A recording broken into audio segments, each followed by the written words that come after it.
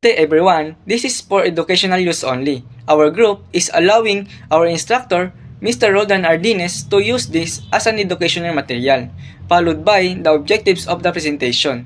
So, our topic for today is peace education. So, what is the meaning of peace education? Peace education is the process of promoting knowledge, skills, and values that encourage harmony, respect, and conflict resolution. It teaches individuals to embrace diversity, practice empathy, and find non-violent solutions to problems by fostering a culture of understanding and cooperation. Peace education helps build a more sustainable world, whether in schools, communities, or global initiatives. It empowers people to become agents of positive change. True peace starts with education, and through learning, we can create a future free from violence and discrimination. So, one important principle is holistic concept, which means peace is not just about avoiding war, but also about personal well-being, social harmony, and global cooperation. For example, mindfulness. Practices in schools help students manage stress and build emotional resilience. So another key principle is interconnectedness, recognizing that all people and the environment are connected.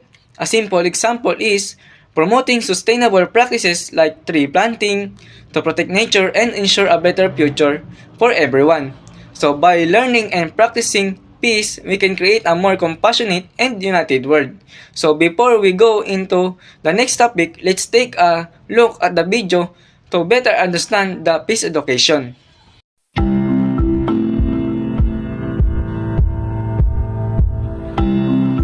Every day, school communities need to keep everyone safe with appropriate rules and safeguards, help people who've fallen out to resolve their problems, and build a community where all voices are valued.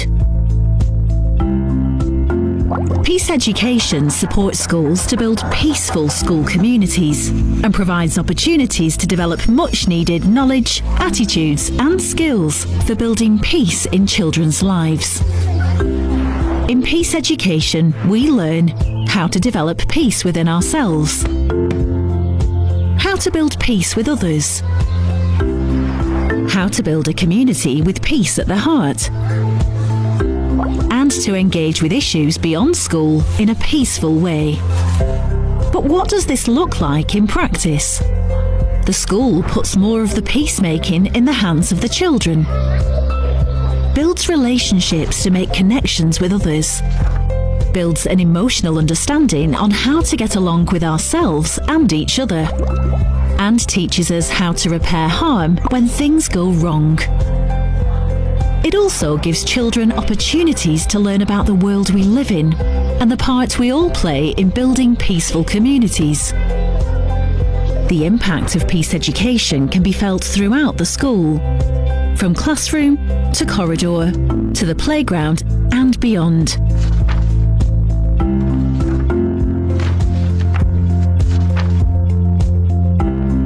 Small actions make a big difference, and peaceful school communities are built brick by brick, and you can start anywhere.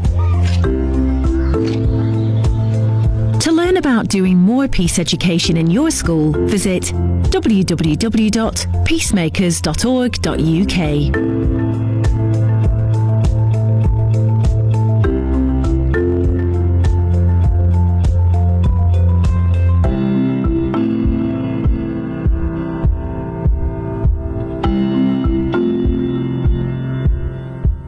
Peace education fosters critical thinking by encouraging individuals to question biases, analyze the root causes of conflicts, evaluate different perspectives, and develop logical problem-solving skills.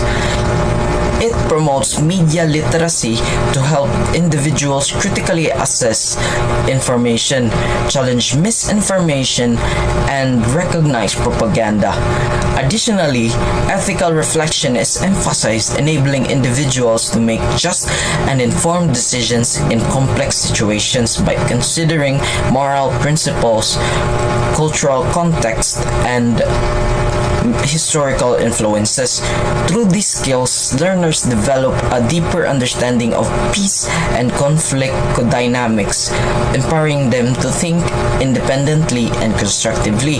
At the same time, peace education promotes an action-oriented approach by inspiring individuals to actively participate in peace-building initiatives, engage in community-driven solutions, and advocate for human rights and social justice. It encourages collaboration in addressing societal challenges, equipping individuals with practical skills in negotiation, mediation, and conflict resolution. Personal peace often the foundation. Inner peace cultivates self-awareness, which helps individuals make more thoughtful decisions, regulate emotion, and build better relationships. When people manage their inner world, it directly impacts their ability to contribute to society peacefully. Social peace expands that personal peace outward into communities. It's about resolving conflicts, fostering trust, and creating system of justice, where everyone feels valued. Social peace also involves ensuring that people have equal access to opportunities and resources so that no group is marginalized. Finally, global peace involves broader cooperation among nations and international institutions. It goes beyond just preventing wars. It's about addressing global injustice like poverty, inequality, and climate change, which can create conditions for lasting peace. And global peace relies heavily on the foundational work of personal and social peace at smaller levels. The spheres of human life: individual, community, and environment. This pyramid illustrates the interconnected nature of peace and well-being in different aspects of life. Number 1. Individual, personal growth and self-awareness. Example, a student practice self-discipline by setting a daily study schedule, managing time wisely, and staying focused on goals. This habit improves academic performance and reduces stress, leading to personal success and positive mindset. Number 2. Community, social cohesion and cooperation. Example, a neighborhood organized a community pantry where people donated food and essentials to help those in need. This fosters a spirit of unity, encourages generosity, and strengthens relationship among residents. And the last one, environment, sustainability and nature conservation. Example, a company adopts eco-friendly policies by switching renewable energy sources and banning plastic waste. This reduces pollution, helps combat climate change, and promotes a healthier and the interconnectedness of human and natural world. So there are three factors. The first is shared destiny. For example, climate change caused by human activities leads to rising sea levels, affecting millions of coastal communities. This demonstrates that humans and nature are deeply connected, emphasizing our shared responsibility to protect the planet for survival for all species. And then the second one is sustainable development. Sustainable development ensures that human progress does not come at cost of environment degradation. It promotes eco-friendly solutions like renewable energy, responsible consumption, and conservation efforts. And then the last one is environmental justice. For example, in Flint, Michigan, residents face a water crisis due to lead contamination, showing how environmental issues directly impact human health. Addressing environmental justice means ensure equitable access to clean air, water, and land for all people, reinforcing the deep link between human rights and nature's well-being. Addressing conflict, violence, and injustice refers to the actions taken to identify, manage, and resolve disputes, prevent harm, and promote fairness in society. It involves understanding the root causes of conflicts, reducing violence through faithful means, and ensuring justice for individual and community affected by inequality or wrongdoing. And the first one is dialogue. This refers to open and respectful conversations between individuals or groups, especially those with different perspectives. Dialogue aims to build understanding, trust, and cooperation rather by different divisions. And the second one is justice and fairness, ensuring that people are treated equally, laws are upheld, and victims receive the support they need. And the last one is violent preventions, implementing measures to stop physical, emotional, or structural violence, including policies, education, and advocacy.